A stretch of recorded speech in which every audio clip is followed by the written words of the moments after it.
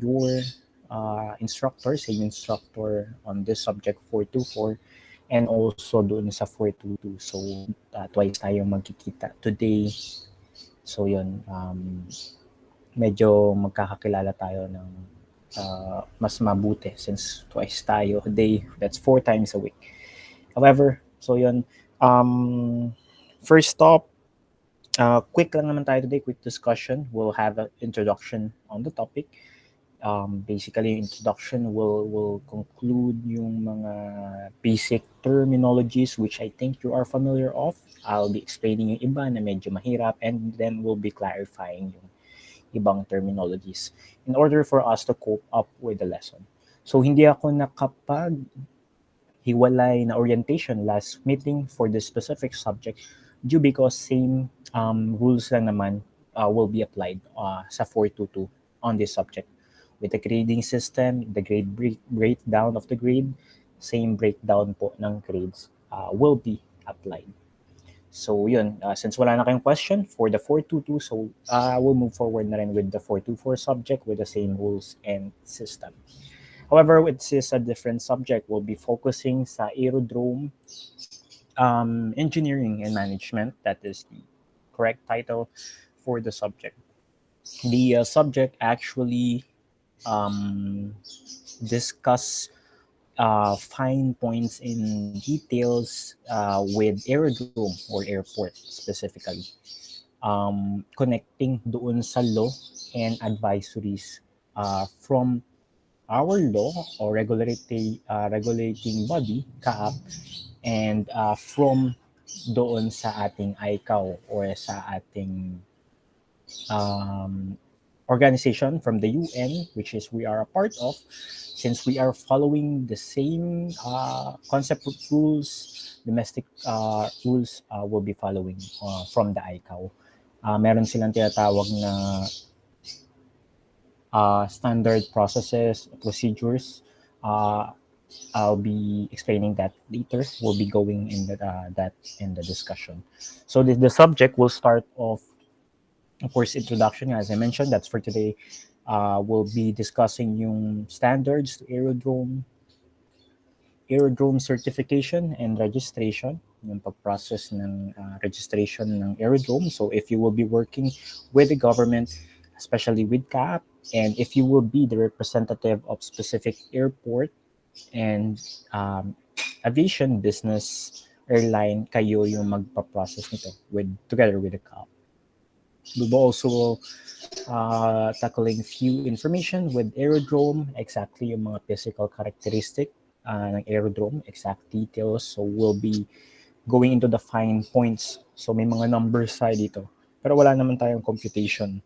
So sort of exact distance, dito pasok dapat yung distance na to for it to be accepted by the law and by the ICAO processes. We'll also be discussing yung obstacle restriction and limitation, visual aids available on airport and aircraft, and also yung pinaka-operation ng ating aerodrome or airport. We'll be also discussing mga extension and facilities available on an airport, and we'll also discuss or we'll be ending yung subject. So this is for finals na with some of the rescue services available on an airport, fire and rescue services, and of course a quick chat with the heliports or helipads rules regarding helicopter operation. So dun tatakbo yung ating subject. The subject light to moderate, not to the point na babagsak kayo unless if hindi ka talaga kayo magko-comply.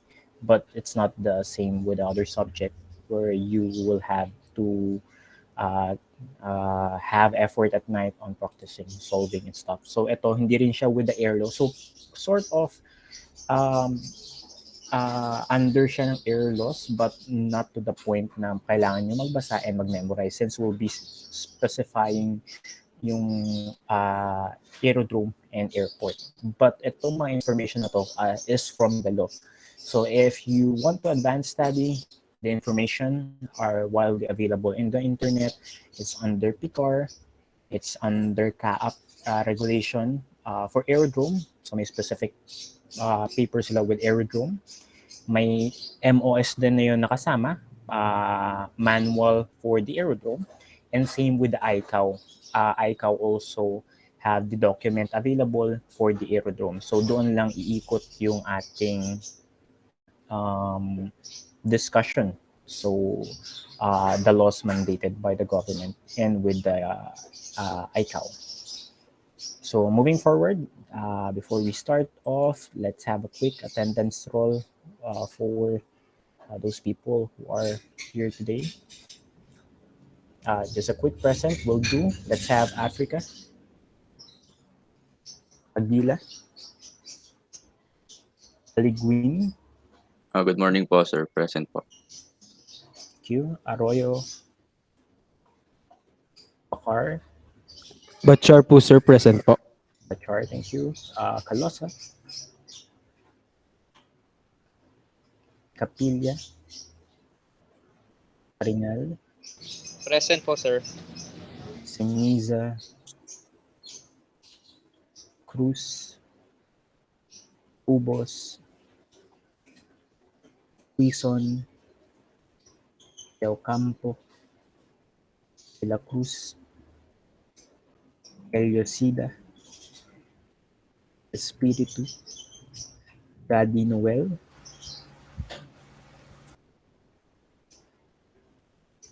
Daddy Rafael, Present po, sir.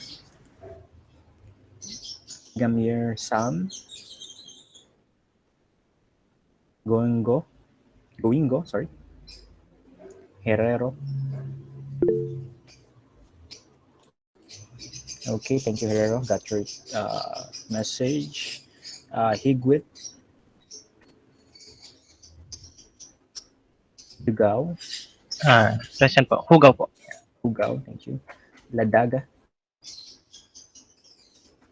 Lim,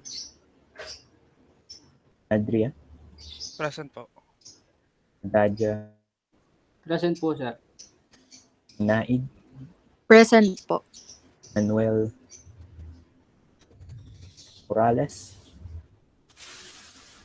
Olorisi Present, sir.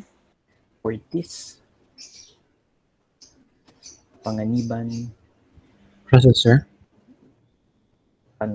Pontanares, and Santos. Sir, Sorry, go ahead. sir, present po. Baka hindi niyo po ako narinig kanina. De De Ocampo. Yes, okay, De Ocampo. Got it. Thank you po. And I think that's all we have here today. Let's move forward for our discussion so we could finish up early and you could have your lunch afterwards. Let me pull up my PowerPoint presentation, then let's move forward for the discussion.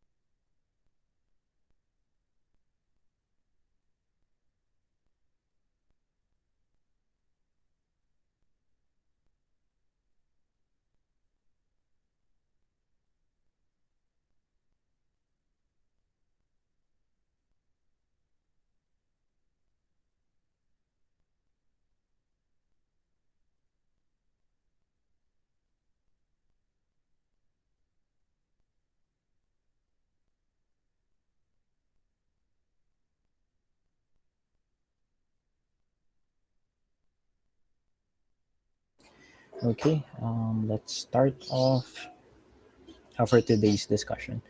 As I mentioned, today's discussion will just be a quick introduction, familiarization with the terminologies. Okay, let's move on.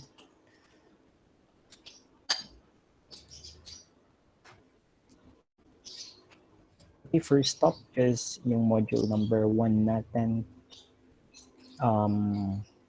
Module number 1 will be an introduction to Aerodrome for the subject.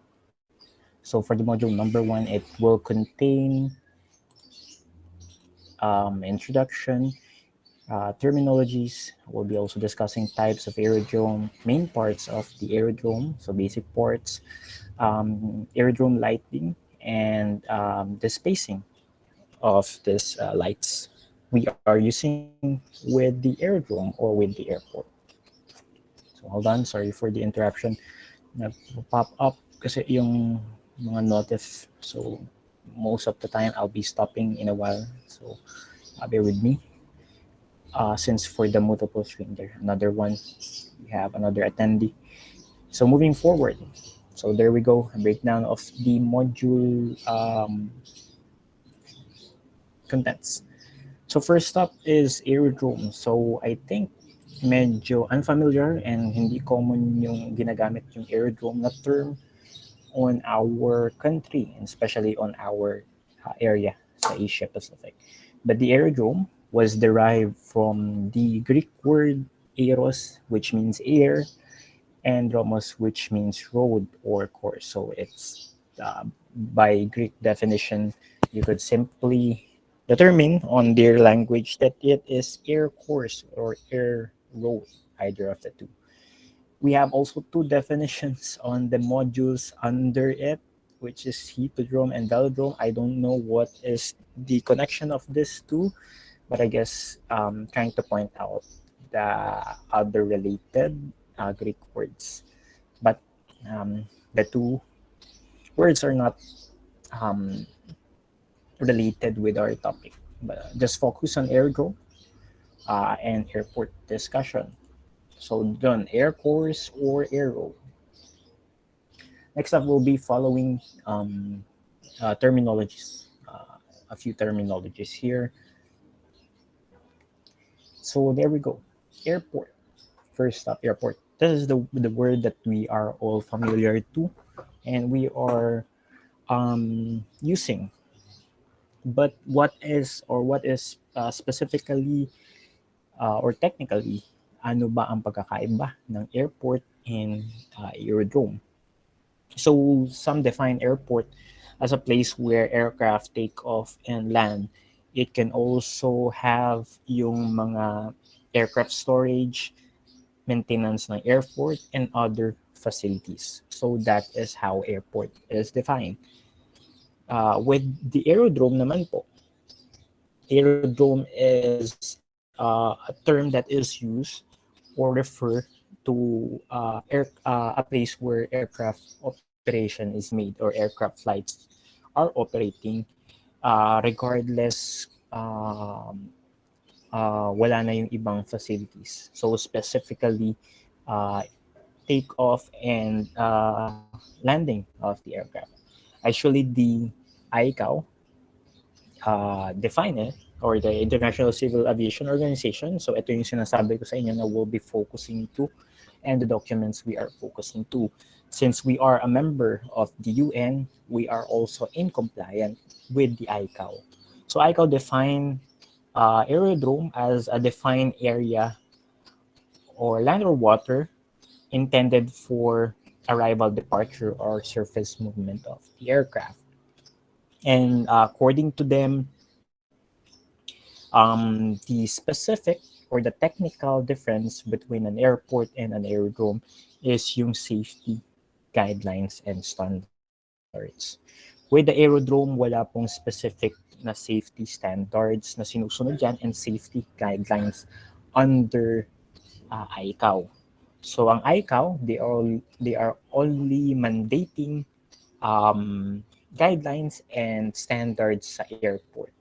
So yung aerodrome, exempted siya dito. Usually kasi yung mga aerodrome is small airfields, and yung aerodrome term was used more sa UK or Commonwealth nation. So I think you are all familiar. We have difference in languages. So not because na sinabing English, it's not pertaining to American English. We have American English, the language we are all familiar, the one that's commonly used on the country and sa everyday life natin. So yun yung American English or the West.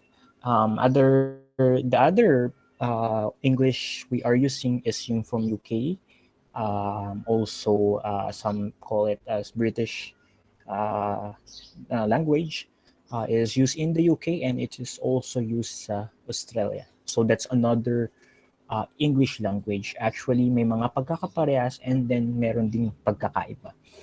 So yung isa sa mga pagkakaiba is that they call yung airport as Aerodrome.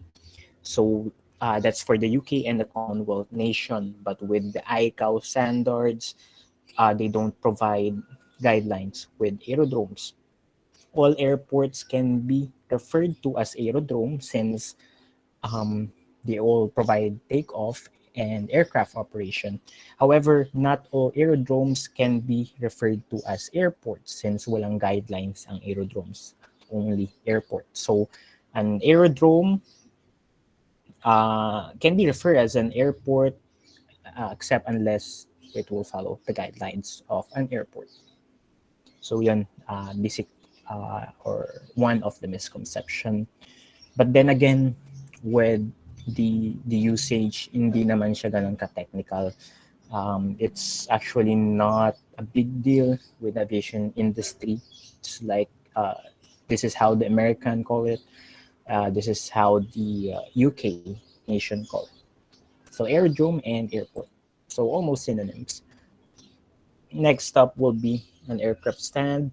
It's a designated area in the airport intended to use parking ng aircraft. Technically, with the aircraft stand, dyan yung operate yung ating input and output ng passenger and cargo. So that's aircraft stand. Moving forward, we have an apron. A defined area on an aerodrome or an airport intended accommodate for aircraft purpose for loading. So yung aerodrome yung apron is yung part ng airport intended for aircraft parking, loading, and unloading, but not technically with the passenger. Moving forward, but of course, may times na kasi I forgot the correct term, jetway ba yun or bridge or basta yun yung bridge, I'll point it out na lang. This bridge that is used for on the aircraft stand, used for deplaning passengers, may slot to for airport. So may mga times, so of course na delay sa ibang airport, may mga times na hindi or walang slot since nire-rent to or ini-schedule to with CAAP and Manila International Airport Authority kung sino gagamit ng bridge at that certain time of the day. There are times na puno yung slot pagdating ng aircraft or ng pilot together with the aircraft. So yung tower would advise them na ganito, ganyan, puno ang ating stand. So technically, ang bagsak ng aircraft is with the apron or some part of the airport. So dito minsan if you could or if you have experience, pag dito kayo binaba, dito yung sinusundo tayo ng bus ng airline. So may mga bus ang airline operating inside the airport. So susunduin kayo ng bus, then dadalhin kayo into the terminal building. Moving forward, another one is the holding bay. So holding bay is a defined area where an aircraft can be held or bypass on the airport. So it's an area, so ayan, you could see here a perfect example. This is a diagram. It is used especially for run up and check. So bago mag-take off, nagkakaroon ng run up and check yung mga aircraft natin. That is a standard process. However, minsan mataas ang volume ng aircraft. So may times na minsan yung run up can be held before takeoff on the holding point before the runway. There are times pagka maluwag yung ating traffic. However, if mataas ang traffic, kailangan natin mag-decongest, meron tayong holding bay na intended for this kind of checks and this kind of run up to be made by the aircraft. Also, ginagamit din to pag kailangan mag-bypass ng isang aircraft on the other aircraft. For example, may problem yung captain, nagka-problem siya with the electronics, kailangan niya ng a few minutes to check, request siya on the holding bay. For example, nagka-problema na major, request, tataxi siya ng ating air traffic controller on the holding bay in order to bypass muna yung mga following aircraft kasi minsan on a regular basis, especially with large airport, talagang toe-to-toe ang traffic ng mga aircraft. So dito pwede silang i-hold, then mag-request mamaya pag maluwag na ng taxi back to the apron or taxi back to the aircraft stand. Yun ang mga purpose ng ating holding bay. Next up is yung hotspot. So hotspot is a location on aerodrome movement area wherein there is a potential risk ng collision, incursion, and accidents. And dito sa mga area na to, heightened yung ating pilots. So technically with this area, dapat aware po yung mga piloto. And we did certain hotspot, napaka-important nito, especially sa inyo na magpa-flying in the future. Very important for every airport that you will be going to and flying from to check this before your scheduled departure or arrival. These are very important thing, yung hotspot. So ayan, may Jefferson chart ako example here. So Jefferson chart, ito yung sinusunod na mga piloto per airport, updated yon every now and then as a diagram for the captain to facilitate yung movement ng aircraft niya on the aerodrome. And ano pa ba? So yun, very, very important. Usually, pagka may mga ganyan ding hotspot, may holding point yan. So may line dyan. So ang holding point that is solid line. Sometimes yung kabila is broken line. So pag doon ka from the solid line, ibig sabihin kailangan mo ng approval ng ATC na clear ka to cross with that certain holding point. So pag broken line ka naman galing, hindi na kailangan. So yung holding point, it's an intended stop. Without ATC approval, it is illegal to bypass a holding point. And holding points usually nakalagay yan before the runway. Kunyari, itong runway to one left, may holding point dyan. So technically, pag sinabi ka ng ATC or ground na taxi to runway to one left, so this is the runway to one left, dito ka lang mai-stop doon sa holding point. Then another clearance to bypass na pwede ka nang pumasok with a certain runway. And those holding points nilalagay din nila with the hotspot. Since it's an accident-prone area, kumbaga sa kalsada, that is an accident-prone area.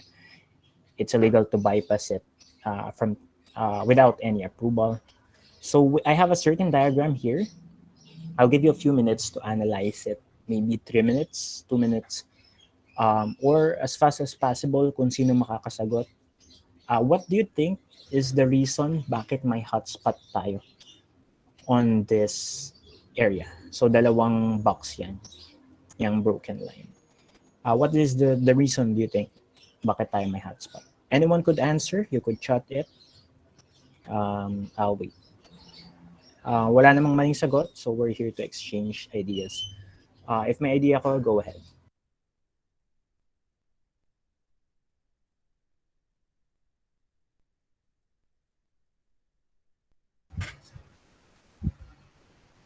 Sir, try ko. Go ahead, Gary. Ayan po ba yung papasok pa lang po ng ano sa landing po? Yung hotspot na tinutukoy dito is this one on the taxiway Bravo. If you could see the diagram. Ayan. So why do you think may box dyan sa or may hotspot dun sa taxiway Bravo? Anong risk ni aircraft on the taxiway Bravo? Kung ikaw, kunyari, nagmamaneho ka. Yung nakasulat po kasi parang sa pagkakaintindi ko po. Kasi caution ibig sabihin around sa Bravo raw common yung nag-undershoot po yung aircraft po. Sa hotspot na po yan. So what do you think or why do you think nag-undershoot? So for the word undershoot, anong mangyayari if nag-undershoot si aircraft? Bitin po siya, hindi since ang aircraft ay common na mag-land is belly landing, baka hindi po tumama yung main landing gear niya po dun sa runway po. Yes, correct. Nakuha mo yung term ng undershoot, but what is the connection on taxiway Bravo? Dito sa Bravo. Anong connection niya here? So you mentioned mag-undershoot si aircraft. So bitin, sa Tagalog mabibitin. So anong connection niya with the Bravo? Bakit may hotspot tayo?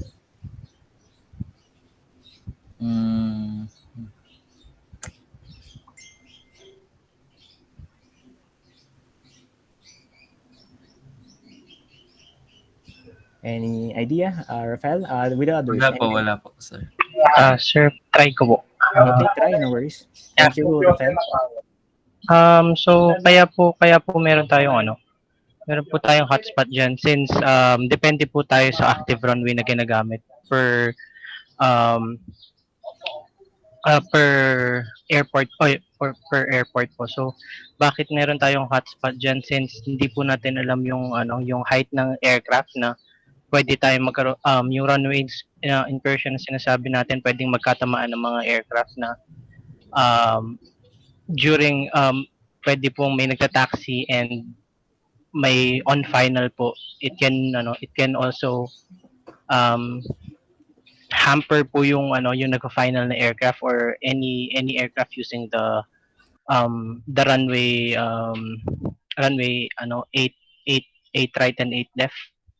So pwede rin naman pong coming from 26 left to 26 right. Also, ito rin po yung pinaka pwedeng mag-cause ng jam sa ating mga aircraft due to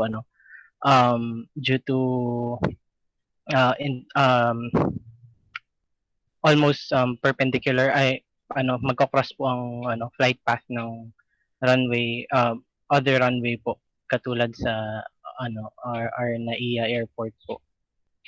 And also possible po na possible po yung pagtatapat-tapat na airplane ng mga eroplano po diyan due to masyadong dikit-dikit na po yung area on that part po.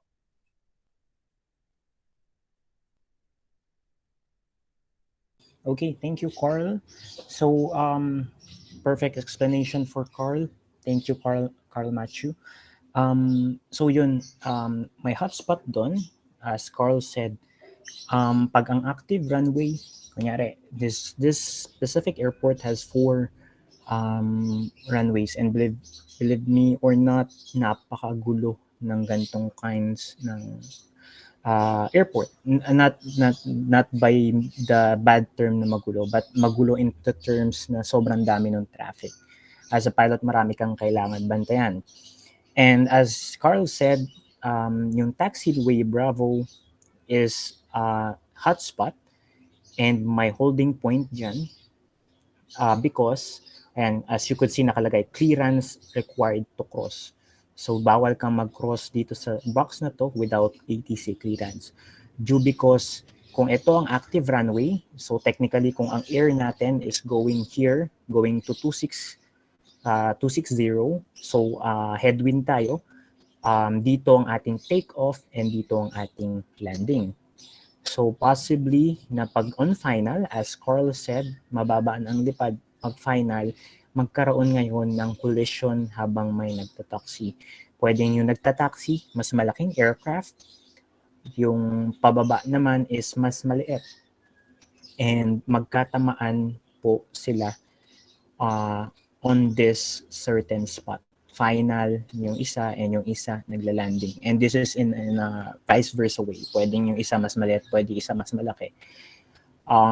Maybe you'll be asking, Sir, bakit hindi po ba makikita ng piloto yun as a discretion? Yes, it's upon the pilot discretion, but then again, as we go towards safety, napaka-importante na maklarify yung mga gantong bagay.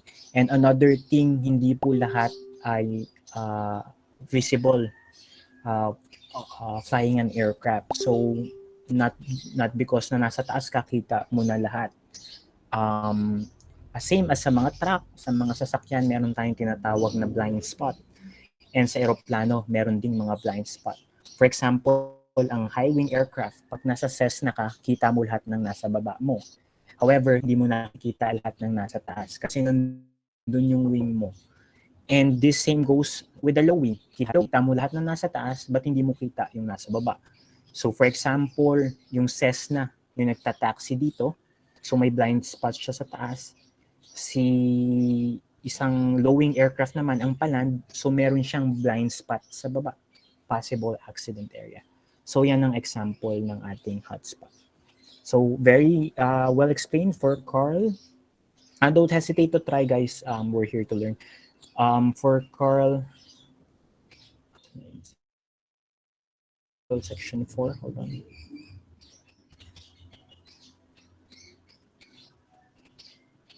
So Carl, for the recitation for prelim, free cut ka na. No need to go on our recitation. That will be your recitation grade, and it's a perfect score. Thank you for explaining, Carl. So may isa kang free cut for prelim. No need to review na for the recitation. Moving forward,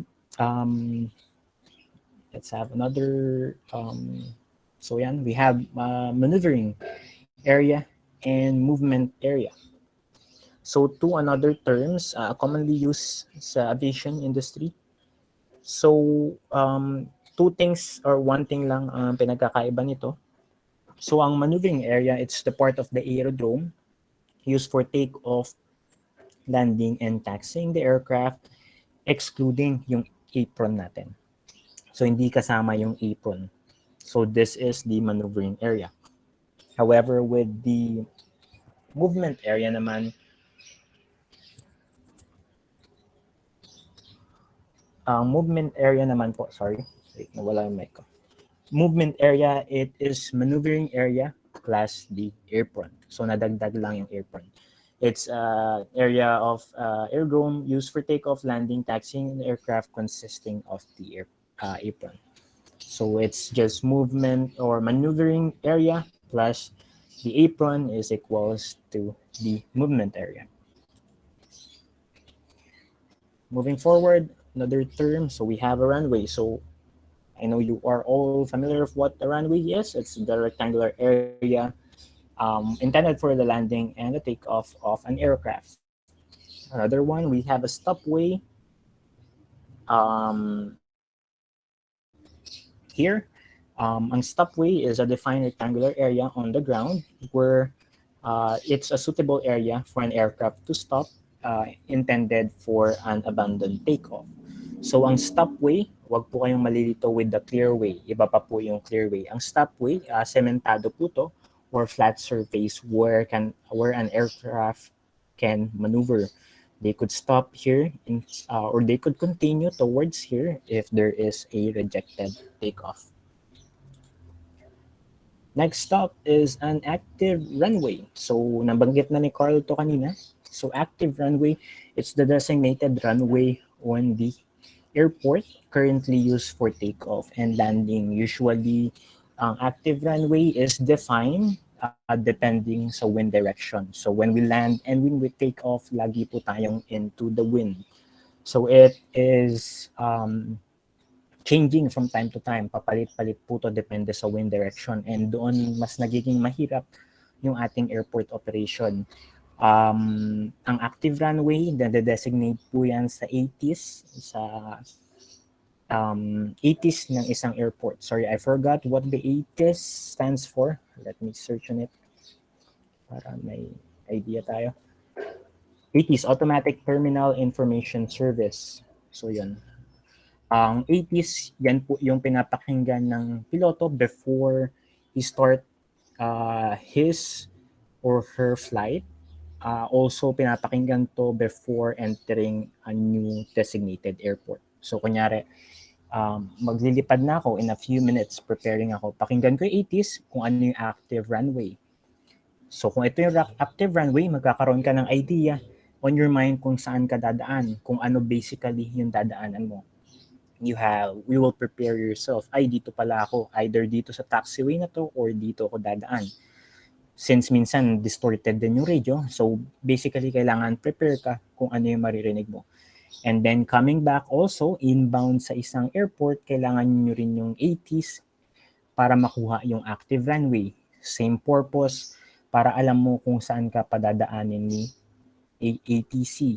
So, kunyari inbound ka, nagsabi ka na inbound ka, inbound ka na iya. So, bibigyan ka niya ng idea ng ATC or ng ATIS kung ano yung active runway. So, possibly, or technically, doon ka talaga lalapag and magkakaroon ka ng possible ideas kung mag-straight in ba yung final mo, kung magjo-join ka ng base, or kung iikot ka pa or paiikutin ka pa ni ATC. So yun. But then again, ang 80s are just idea provided dun sa pilot. Hindi po to instruction na kailangan niya sundin. So ang instruction manggagaling with the ATC. Threshold, okay. Typo ako dun. So this is an H. Sorry. And touchdown zone. So of course, I think you are all familiar. So yung threshold, this one, yung nasa end ng runway, yung beginning portion ng runway, usable for landing and for takeoff. Yung touchdown zone naman po, ito po ay markings lang and guide for pilots. Guide lang to sa kanila, especially on less visible conditions for them to accurately put the plane down. So with the touchdown zone, actually, hindi naman lagi doon nag-i-aim ang pilot, hindi rin depending, actually maraming factors, headwind, tailwind, condition, kung saan mag-i-aim si pilot. But on a regular basis and in good condition ang ating weather, technically, mag-i-aim siya with the threshold. So aim ka dito, kitang-kita mo to above the air, and ito yung touchdown zone mo. So pag aim mo dito, so pag nag-aim ka kasi parang babanggain mo yung ini-aim mo landing. Then mag-flare ka. So pag flare mo, so technically dito mo dapat mailalapag yung wheels mo. But then again, it still depend on the pilot and the pilot's technique, the discretion depending on the weather. May mga instances kasi na may malakas ang tailwind. So kahit dito ka mag-aim, pagka nag-flare ka, malakas ang tailwind, abante ka, lalagpas ka dyan. So pwedeng mag-aim ka na mas malapit. Also, pag mag-headwind naman, pag flare mo sa threshold, may times na nakain agad yung inertia or yung momentum mo, hindi ka na aabot sa touchdown zone, lalapag ka na dito, minsan hard landing pa. So maraming condition varying the touchdown zone. Next stop will be airport categories. So this is from the FAA, categorizing yung mga airport natin. So we have commercial service airport. Meron siyang non-primary and primary. We got the cargo service airport. We also got the reliever and general aviation airport. So with the this airport, it is categorized depending on their number of passengers and with numbers. So we'll go into that. For a commercial service airport, usually these are public owned airport. So it's with the government, but hindi to exact depending of course with the government. Especially now may mga instances na privatized na private partnership yung mga airports. May mga times pa nga na pagmamayari ng ibang bansa yung airport kasi inutang ng certain country. So this, I don't think this apply. Maybe in the US, they still maintain it. However, commercial service airport, around at least 2,500 yung passenger boarding each calendar year. And passenger boarding should be scheduled passenger service referred to implements. Two kinds natin is the non-primary and the primary airports. So with the non-primary commercial airports, that's 2,500, no more than 10,000 passenger boarding each year. So 25 to 10K for non-primary. And for primary airports, it should be more than 10,000 passenger boarding per year. This is on an average basis naman. So not technically kailangan nila i-maintain every year, since especially now, I think hindi naman na-maintain for the last 2 years due to the pandemic. So these are just average numbers. But then again, it classifies yung ating non-primary and primary airport. Moving forward, we have the cargo service airport. Yung mga ibang commercial service airport, it could also be categorized as cargo service airport. So pwedeng dalawa ang category nila. With the cargo service airport, ang kailangan namang numbers na ma-attain is a total annual landed weight of 100 million pounds. So yun yung naisasakay niya na cargo. That's per weight. So 100 million pounds ang kailangan annually to be categorized or as a cargo service airport.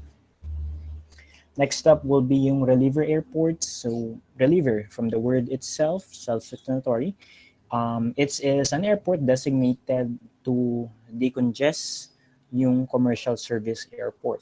And especially now, kung hindi nagka-pandemic, we are on the track na magdagdag ng mga commercial service and reliever airports sa Manila. As you could see, sobrang traffic ang na-attain natin every day on the air before the pandemic, 2019. And last one is General Aviation Airports or GenAB. So pretty familiar. GenAB should be public use airport, walang scheduled service, and less than 2,500. So sa commercial service, kailangan more than 2,500 tayo makalagpas. Dito yung less than 2,500 and walang scheduled service dito. So familiar naman kayo sa GenAB, yun yung mga private jets nandoon, private companies, training aircraft, yung mga Cessna type na aircraft, skydiving aircraft, nandoon yun on sa ating general aviation. Okay, moving forward, we got few terms here again: civil airports, military, and private airports. So no need to discuss. From the word itself, it's civilian airport, a military base. So military airport, example, before yung Villamor Air Base. So may mga military airports pa rin tayo, pero minsan nagkakaroon ng changes, pwedeng maging civilian airport siya. One example ng military airport is yung sa Sangli, but I think i-commercial service airport na siya, plan 2. We also have private airports. So may mga tao na may sariling airports and airfield. not only as a person, but as a company or as a business entity. So, common to yung private airport sa Palawan. So, may mga sobrang mamahal na resort doon wherein they have their own airport operation intended for VIP passenger. So, merong mga commercial service airport din sa Palawan but marami ang private airport, especially kung may mga isla kasi maraming isla sa Pilipinas ang may private airport, especially mga resort, mga membership resort caters VIP. Yun. So that's another way we categorize an airport: civil, military, and private. Next up is yung towered and non-towered airport. So, from the word itself, towered and non-towered. So, with a towered airport, meron tong ATC or Air Traffic Control. Ang towered airport ay controlled area po. Ibig sabihin ng controlled area, once you entered or before you start your engine, before you take off, everything should be relay and with the approval of the ATC. Even before ka mag-start ng engine, if you have experience in the cockpit before ka rin mag-start ng engine, may ATC approval yan, mag-request start to engine ka. So yun yung mga towered airport. It is restricted by the power of the air traffic control. So with the map, may mga designated height yan, kung ano yung nasasakupan ng towered airport. Designated height and designated distance from the tower. Kung i-imagine niyo yung nasasakupan ng per airport para yung cake eh. If you notice a cake, 'di ba yung cake a form of circles na may iba-ibang radius and may iba-ibang height. So ganun din yung nasasakupan ng towered airport, and everything should be with the approval of the ATC except otherwise kung you are coming with an emergency radio problem. So, yun yung mga exemption. But then again, at the end, it is under the ATC. Any pilot deviation or any deviation will cause you to be investigated. Next stop is non-towered airport. So, technically, walang tower, walang may control ng airport na yun. So, medyo maluwag sa non-towered airport. However, mas delikado since mas magulo. You are depending on your own sa pag-navigate sa mga area na to and depending doon sa mga katabi mo. With the non-towered airport naman po, may tinatawag tayong CTAF. That's Common Traffic Advisory Frequency. It's the designated radio frequency ng area ng non-towered airport. Kadalasan nasa map yun kung anong frequency kayo mag-uusap or magre-relay ng instruction. Kasi either though wala tayong ATC, wala tayong tower, you have to relay instruction on that certain airport. So, for example, actually kada galaw nyo dito sa non-towered airport, kailangan nyo i-relay with the Common Traffic Advisory Frequency. So, for example, tataksi kayo, sabihin nyo yung lugar ng airport, kunyari Nashville. Nashville traffic, sabihin mo yung kunyari Cessna 550, taxiing via Bravo into runway 15. So, ganun. Every move mo, sasabihin mo. Then, pagdating mo doon, check ka, Nashville traffic, Cessna will take off runway ganto, heading north, ganon. So technically, matrabaho sa non-towered airport, but then again, mas maluwag. However, mas magulo siya kasi is imagine kung kayo sunod-sunod yung sasabihin nyo, kada movement nyo, imagine hindi lang naman kayo nandoon sa non-towered airport. A lot of aircraft is operating, so mayat-maya may nagsasabi. And then mayat-maya, kailangan mong pakinggan yun kasi possibly yung gagawin mong move may nauna ng eroplano ang pupunta doon or gagamit ng runway. So sort of, but still of course the presence of respect is there. So non-towered airport, and may mga types yan, yung CTAF, may multicom, unicom, if you have heard, may FSS. Ang FSS is an air traffic facility. Hindi sila nakikipag-communicate with the pilot but they provide information. And also, ang towered airport, guys, pwede rin siya maging non-towered.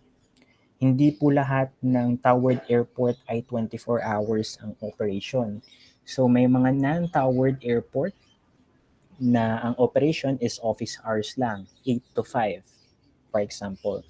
So pagka ang towered airport nag-close na, mag-a-advise yan sa ATC, they'll be transitioning this to non-towered airport. At yung huli nating wind gusting from this direction, that will be the last ATs and airport information. So kunyari nag-out siya ng 5 p.m.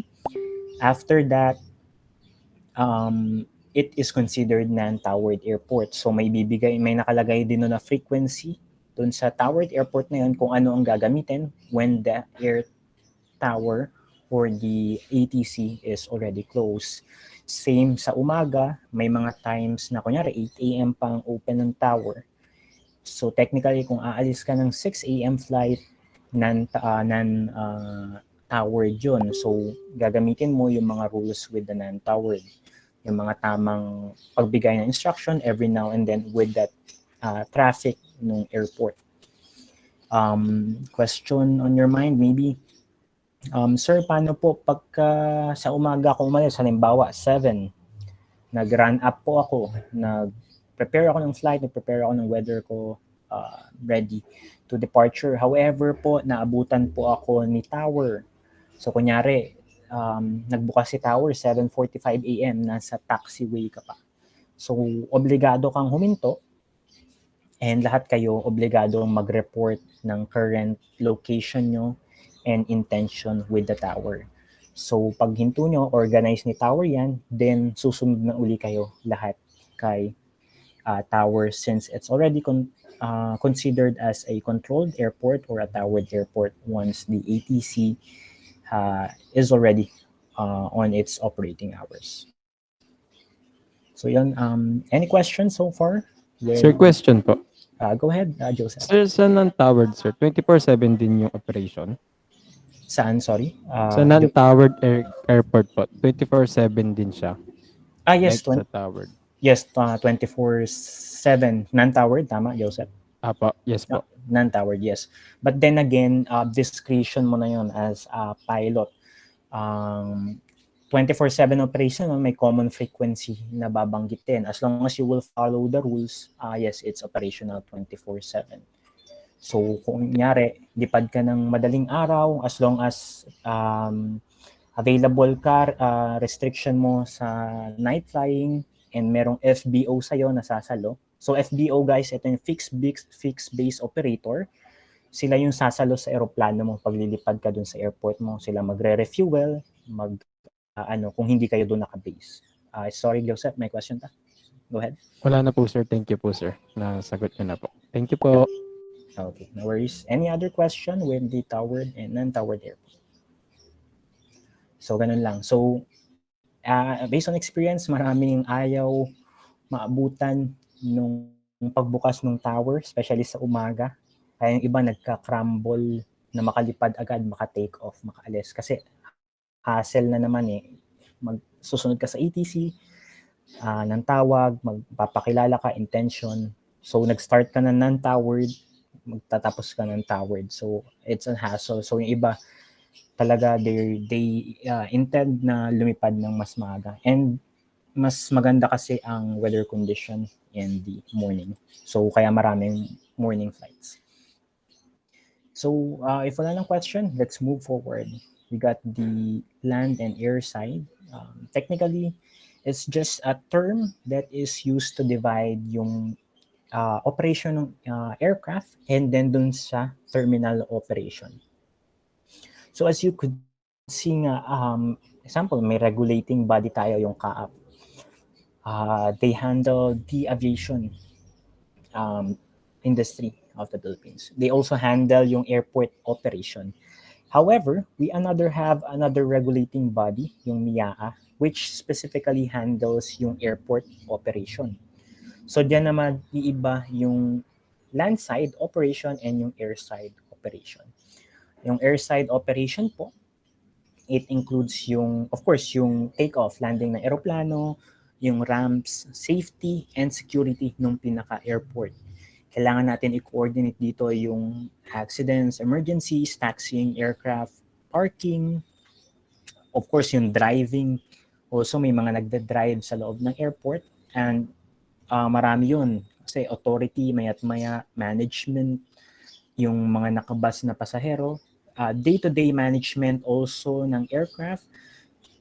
Nandito rin sa airside operation yung authority na nag-handle ng airport, ng safety ng airport. Example, yung nag-handle ng wildlife. So maraming beses and it's quite seasonal. May season na maraming birds or ibon sa aircraft. So dito, lahat yan, airside operation. With the landside operation naman, so self-explanatory, andito yung airport operation natin. Andyan diyan ka mag-check-in, diyan ka mag-departure, andyan ang customs, andyan ang immigration, andun yung customer service, terminals, property ng airport, paparkingan mo, terminal operation, nandun lahat sa landside. On the picture I have here, you could see dinivide nga yung landside and airside. So, departure ng landside, departure ng airside, arrival ng landside, so arriving and arrival ng airside.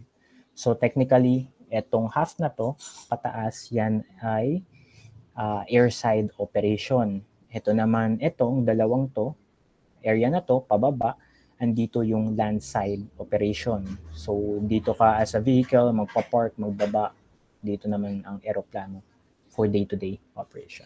So, yun lang with the landside and airside. Just to be familiar na napaka-importante nito. As you could see, specific example, hindi lang yun yung breakdown. Bine-breakdown pa nila to into much smaller details since napaka-importante yung flow ng tao and flow ng eroplano sa airport operation. As you can see, para siyang mall. So ganun, binabantayan to everyday, day-to-day management ng NAIA.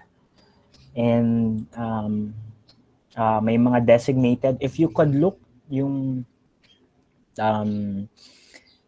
tawag dito, organization chart, I think it's either CAAP or MIAA. I think it's MIAA. Dinidivide din nila yung operation and management or yung organization nila with the airside and landside, kung sino yung nakatoka. So, of course, it's a big operation. Airport is a major operation and yung hours mahaba. Last flight will around 11, 12, back at 4 a.m. in the morning. A lot of aircraft will be flying again. Airports or major airports usually have 24 hours. And minsan may mga problems, example, on the airside, traffic, air traffic, which is not good with the business, with the airline, it's not good. With the land side, ganun din. So hindi lang airside ang importante din yung land side. Maraming problema sa customs. Of course, pag nagka-problema tayo sa customs, nagka-problema tayo with the immigration, ang flight delay yan. Another perfect example, if medyo aware na kayo with the news, if you could remember, anybody could remember, nauso din dati yung tanimbala sa NAIA. So it affected lahat or a lot of passengers on the landside operation. So maya't maya may nakukuha na ng bala. Sa departure side ng land side, I don't know what is the purpose, but it's probably corruption kasi it does not make sense naman na a lot of people will be bringing ammunition kunyari turista, maya't maya may nakukuha na ng bala, doesn't make sense. So technically, yes, it is corruption. So yun yung mga another problems we encounter on the land side. Also yung mga customer service role. If you ever work in a customer service role, napaka hirap niyan, guys. Kailangan mahaba ang pasensya natin. So that is the division of the airport, or land side and the air side of the airport. Next up, we'll be having a few parts of the aerodrome. I think some of you, or some of it, you are already familiar of. So pretty quick lang tayo with this one. So there we go. I have a presentation here of the parts of the aerodrome, or main parts of the aerodrome. We have the runway. I've already mentioned that. We have the icing area. That's on number 2. But on our country, wala naman the icing area. So no need to worry with that. But then again, with international operation sa ibang bansa, meron nun. We have the threshold area. Okay, na-discuss na natin. We also, on this diagram, tinuko yung PAPI. PAPI is a lightning system used approaching the runway. So may mga color-coded lights yan to tell the pilot if mababa siya, mataas, slightly left, slightly right. And runway designator, of course, alam naman natin yan, yung nakasulat na number on the runway. So yan guys, add lang kayo ng 0 dyan, yan yung bearing ng ating runway. For example, this is 270, or runway 27, that's 270, so 270 degrees ang bearing. With this one, 09, that is 90 degrees sa ating compass. So 90 degrees and 270 degrees. Naka-round off lang yan, dagdagan nyo lang ng 0. And this is always exactly minus or plus 180. So kung 90 degrees to, plus 180 nyo, 270. So 270 to minus 180, that is 90. So lagi yung proportional to one another. Next stop will be touchdown zone. We already discussed that. Aiming point, number 8, that's the aiming point. So ayun, may mga airport na may hiwalay pa na aiming point for the pilots. So, but minsan pag wala, doon na lang sa threshold, or upon discretion mo pa rin yun as a pilot kung saan ka mag-aim. It's not required to aim on the aiming point, but it is the standard aiming point on a standard or a regular basis, a regular weather condition.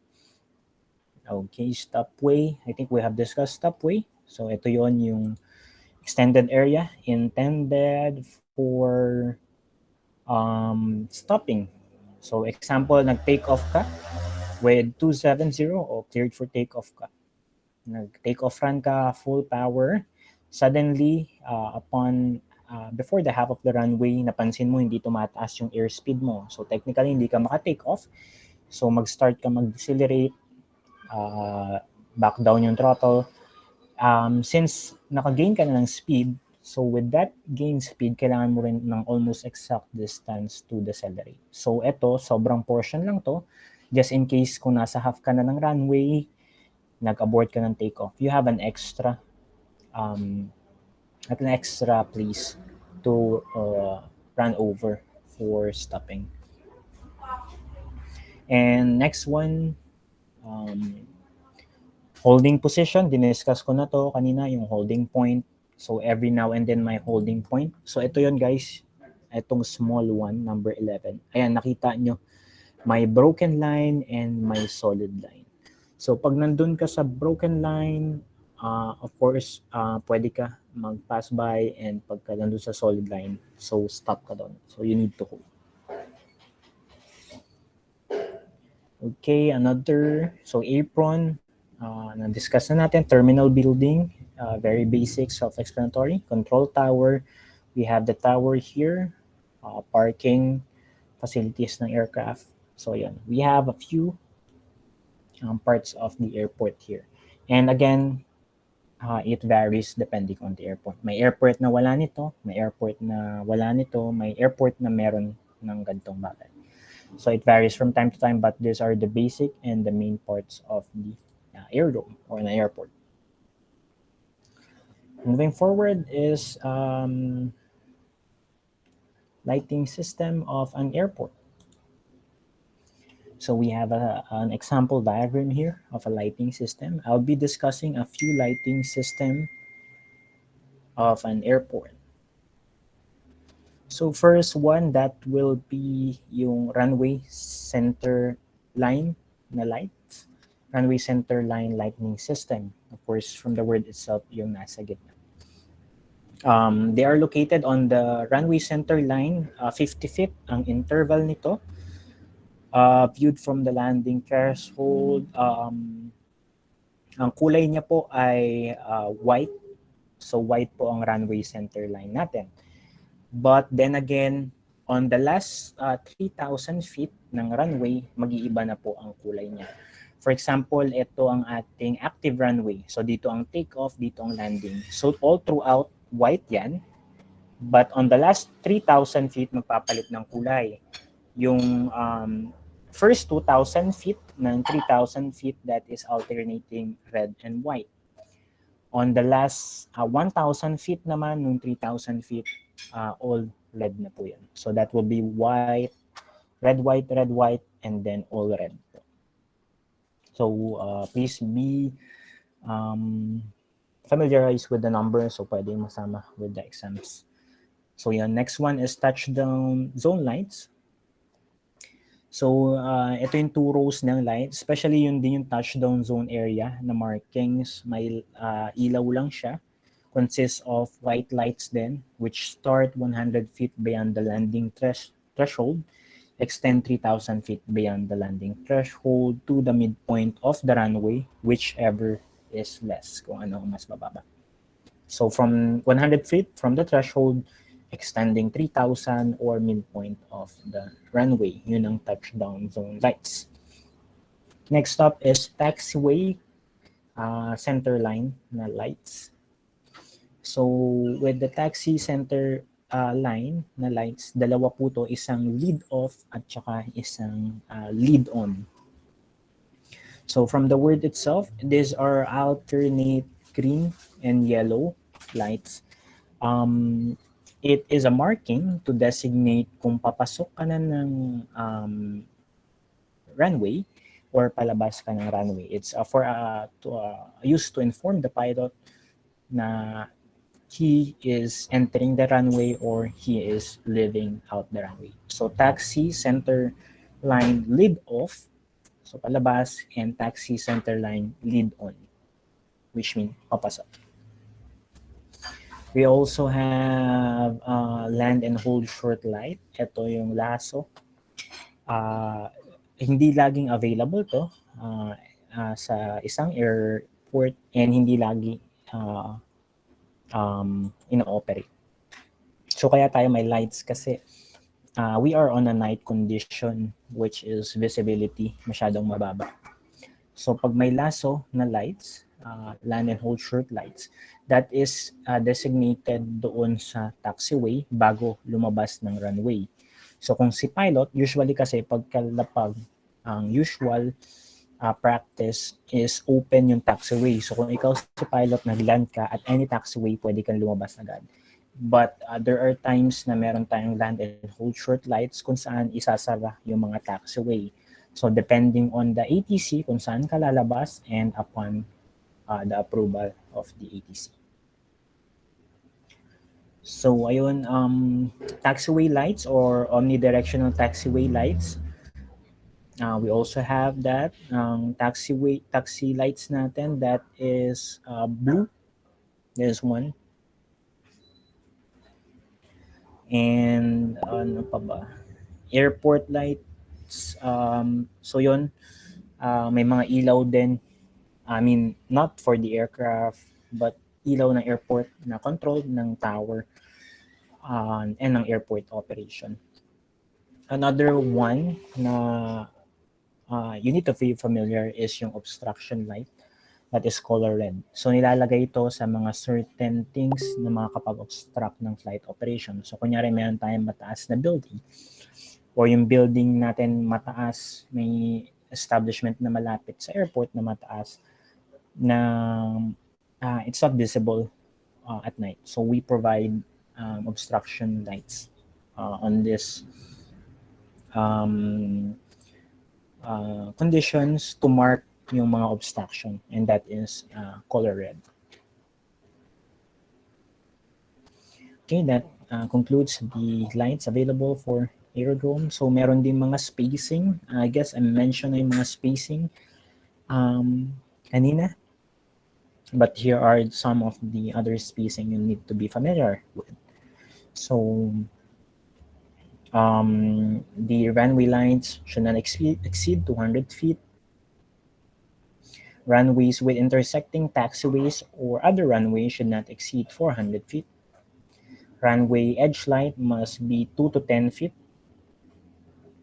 Runway center line should be spaced 10 feet apart with 2.5 feet allowable uniform offset from the side of the physical runway center line. Maybe you're wondering, sir, bakit may offset? So yung ilaw, naka-offset po yun dun sa center line. So hindi siya naka-exact. 2.5 naka-offset siya sa center line. So technically, if you have a good pilot, technically dapat hindi siya magbabako-bako when you land and when you take off. Hindi nyo mararamdaman yung ilaw na parang natatagtag kayo since naka-offset yung mga ilaw natin on the center line. So if you're a good pilot on center line, dapat smooth pa rin ang takeoff and landing. So please be aware, it's offset 2.5 and the distance from one another is 10 feet. And next up is standards with aerodromes. So we'll be discussing yung mga backgrounds natin, especially with the law, ICAO, and with CAP. So we'll be discussing legislative background and applicability. So few points lang tayo with the background since under na to ng air law nyo. So the air law already discussed this supposedly. Quick preview lang tayo nito. And we'll have it on the next meeting. I'll dismiss you 10 minutes early. So far, may question ba? With the discussion, go ahead. I'll entertain it.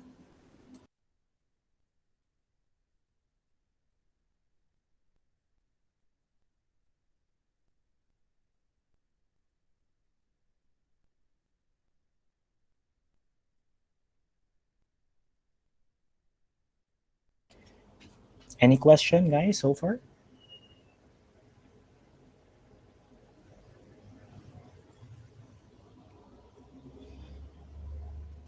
Okay, I guess no more question. So ako na lang magtatanong. One quick question. Saang frequency or what do you call with the frequency you will be using if yung airport is non-towered or the airport converts to a non-towered airport? Pag wala tayong ATC, anong frequency ang gagamitin natin? Go ahead. Hello po, sir. Go ahead. Who's speaking? Joseph? Yes po, sir. Yun po ba yung CTAF na Common Tower Advisory Frequency, sir? Tama po ba? Final answer, Joseph, with the meaning? Oh, yes, it's CTAF. And what is the meaning of CTAF? Common Tower Advisory Frequency, sir. Tama po ba? Malapit na. What do you think? Anong may kailangan kang palitan na word? Joseph.